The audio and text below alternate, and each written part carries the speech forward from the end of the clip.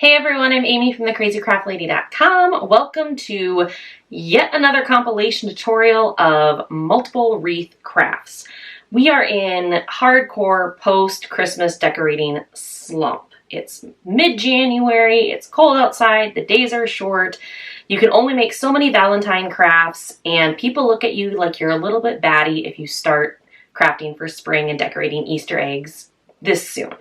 So I really like to embrace the winter season and really get into winter crafting and decorating for winter. I really love the idea of making winter crafts that can go up in December and kind of stay up all through the winter. And I find that making my home feel just a little bit more cozy at this time of year makes the winter a little bit more bearable until we hit about, March 1st, and then I know we finally made it out of the woods. So I'm going to share some yarn wreath tutorials with you today. So I really love crafting with yarn, especially in the wintertime because it's so cozy. I love shopping for yarn because it's really fun. I'm obsessed with shopping for yarn and for fabric, although I am not much of a seamstress and I have zero knitting skills. I think I made it to the chain stitch tutorial on crocheting with my grandma before I gave up, and I knew that it just wasn't for me. So I like to find other uses for cute yarn that I find, especially like all those chunky yarns and all those textures. Super cozy, super fun. So I'm going to whip up three quick and easy winter wreaths that will hopefully make your home feel just a little bit more cozy this winter and make the winter season just a little bit more enjoyable. So let's get making.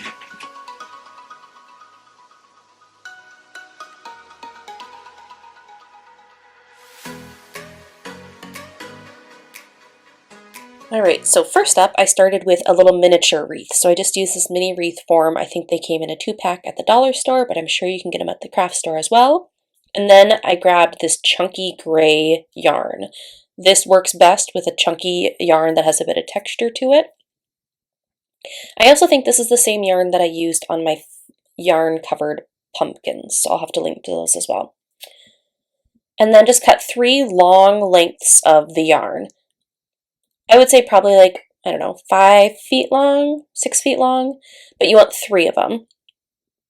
And you are going to have to repeat this process more than once. So just take the ends of 3 lengths of yarn together and run them through the wire prongs in your wreath form. So the process is going to be super repetitive, but it's just in and out, over, under, alternating.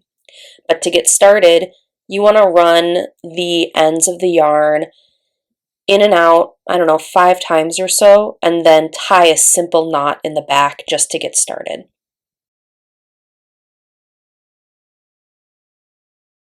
And then once you have that knot tied and the ends of your yarn secured, then you can start with your weaving. And so like I said, because there are, 3 wire prongs on this wreath form, you're just going to weave in and out, over, under, alternating every time. And so the reason why you don't want to use like a super, super long length of yarn would be quite the pain to pull those tail ends through every single time. So I think it's better to start with like a 5 or 6 foot length of yarn and weave that and then cut 3 more pieces of yarn and keep going. But by using 3 pieces of yarn together and by using a chunky, thicker yarn that has some texture to it, you're able to kind of fake the look of this being woven or knit when it's really not. And so as you get going, you're going to want to push the yarn together to make sure that all the wire prongs are covered. But I'm just going to kind of speed this up here and show you how I wove this first 1/3 section of the wreath form.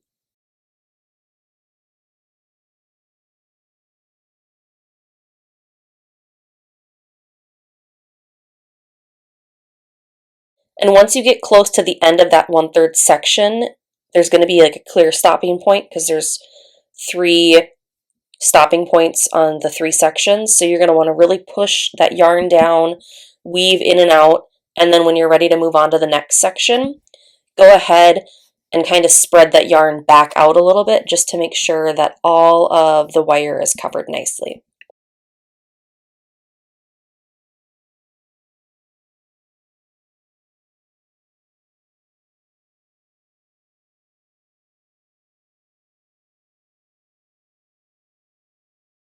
So I think I had to just use 2 cuts of yarn for this, and then to finish it off, you could really do anything. Add a bow, whatever you want. But I just cut a little bit of lamb's ear fake greenery, nothing fancy. You could use boxwood. Eucalyptus would be super awesome for winter as well. But just kind of cut it down to length and stick it right into the yarn. I didn't even hot glue it. I just stuck it right in place. And it's stuck in the yarn pretty nicely, and then cut a length of ribbon. This is just a gray and cream ribbon. I got it from Dollar Tree, but use whatever you want. I just like this because it's neutral looking. But just tie a simple bow over top of that greenery at the bottom of the wreath, trim the tail ends of the ribbon with a 45-degree angle, and you're in business. And then I ended up hanging this little mini wreath on the back of my chair in my office.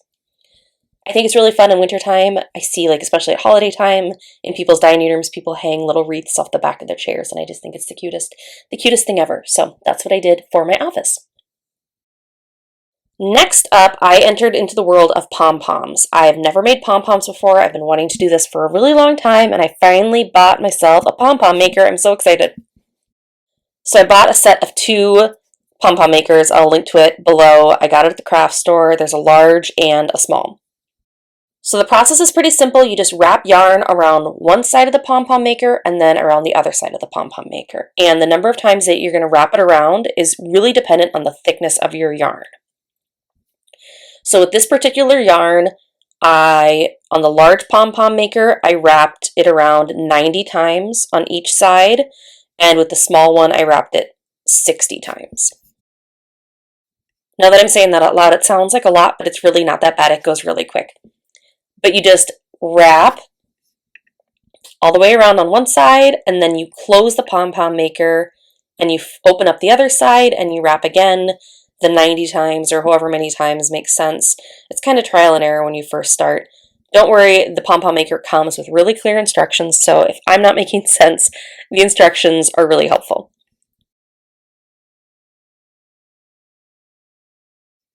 And then once both sides are covered and wrapped in yarn, you close the pom-pom maker and then grab a pair of scissors. I like to use fabric scissors for this because they're nice and sharp, and cut all the way around the perimeter of that pom-pom maker.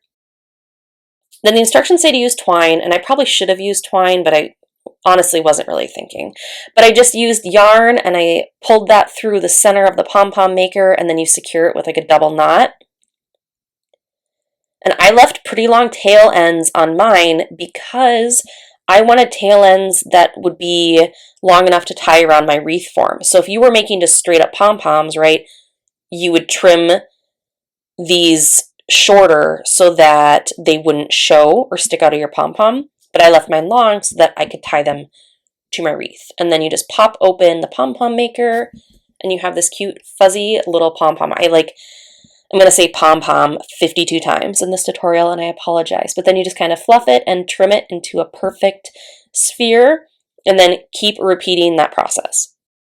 I ended up using like 4 things of yarn and making a bunch of pom-poms. So I'm going to speed this up and kind of show you the process that I went through.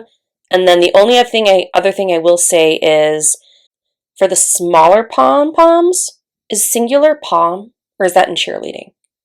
I feel like I'm going to go down a rabbit hole with this now, right? In cheerleading, if it's 1, it's just a pom, but if it's 2, it's pom-poms? Or did I completely, or is that from a movie? I don't know. I'm losing it. Okay, it's late as I edit this video. But you're going to wrap that around 60 times on the smaller pom-pom maker.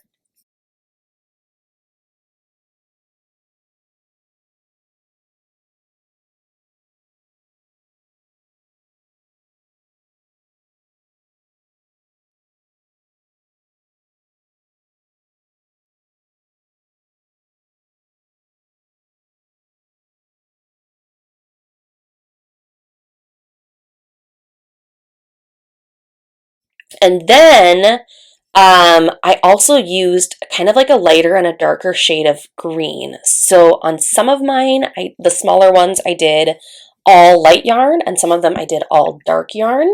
But then on some of them, I used a mix, and I found the best way to get an even mixture all the way around your little pom was by doubling up your ribbon and wrapping it at the same time.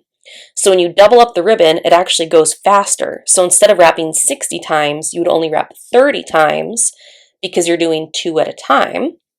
And then by doing it this way, the light and the dark green are really evenly distributed nicely. And I just thought that kind of added another element of the texture. So I had the large white or the large cream, and then I had the small light green, small dark green, and then small mixed as well. And I just thought that was a good, cute little neutral winter color theme.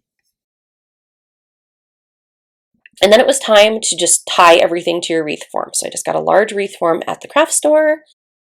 And you see, I left those tail ends on. They were really long. I probably didn't have to make them that long, but it worked.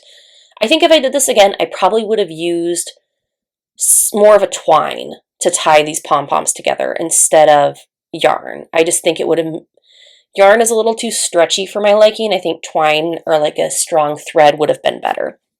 And in all honesty, if I had read the instructions on the pom-pom maker more closely, I would have known that. So, learn from my mistakes, but I just kind of added all of the cream pom-poms onto the wreath form first, and then I'm going to speed this up because it's very repetitive, so pick a podcast. And then fill in with the green, with the light green, the dark green, and the mixed green to kind of fill in any gaps and spaces. And I found that I used up a full 4 things of yarn for this, like all of it. I had no yarn left over, but I found that made kind of the right amount of pom-poms to make this larger style wreath. I wouldn't skimp and use any less, and in fact, I feel like I almost could have made more pom-poms. I could have used more yarn on this.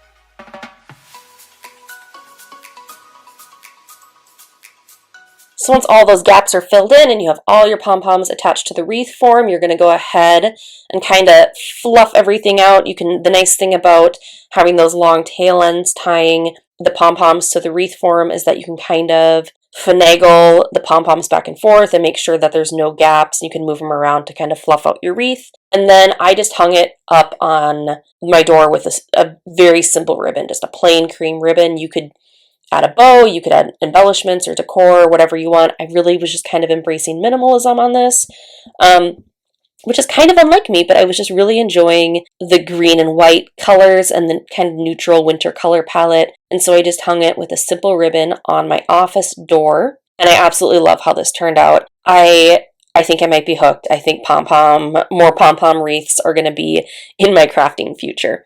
And finally, I did this kind of knit half wreath. So I am not a knitter. I'm not a crocheter. I can barely sew. So if you are a knitter or a crocheter, please don't attack me too much in the comments for what I'm about to say, because I'm sure my technique is horrible. But I took my yarn and I folded it in half. I wanted it doubled up. And I'm basically just making a finger chain stitch. According to my internet research, that's what I'm making, because I'm not a knitting expert.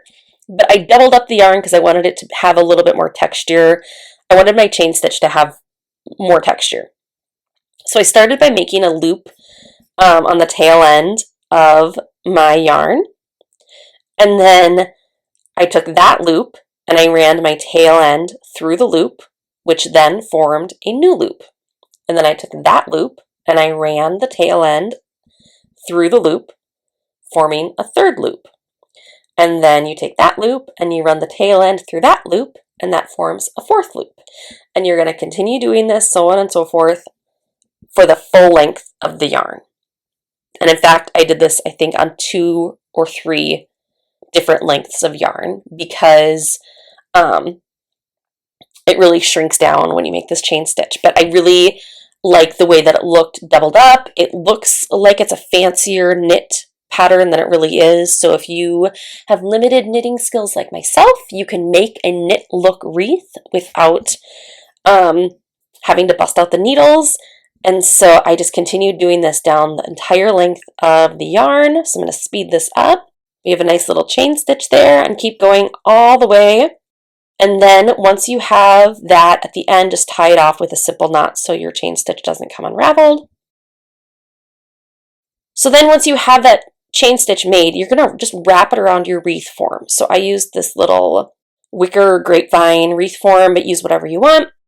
I just really liked the balance between the cozy knit yarn and the natural like wood tone of the wreath form. I just thought it made like a nice little balance, especially for a winter wreath. So just wrap that all the way around the wreath form. So I only covered about 2/3 of the wreath form with yarn. I didn't go all the way around because I wanted some of that wood poking out. I just thought that was an extra element of texture, of contrast. And then grab some bottle brush trees. These are like everywhere Christmas time at the Target dollar section in the craft store. And just hot glue them into like the bottom of your wreath.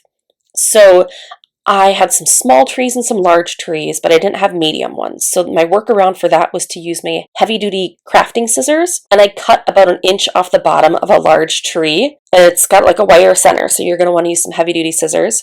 But then just hot glue that tree onto the wreath, and then you have a medium-sized tree. So I think all in all, I did 2 large, 1 medium, and 3 small trees hot glued. And you do kind of have to adjust the angles. These bottle brush trees kind of have a mind of their own as far as like what angle they're going to point at. And then I also added a little mini plastic deer that I had in my craft stash. I don't know where I got it. I think I've had it for several years, but I just kind of hot glued that on there. Easy peasy. And then I just hung it on a hook on the wall. I just think this is the cutest little winter scene for a winter wreath craft.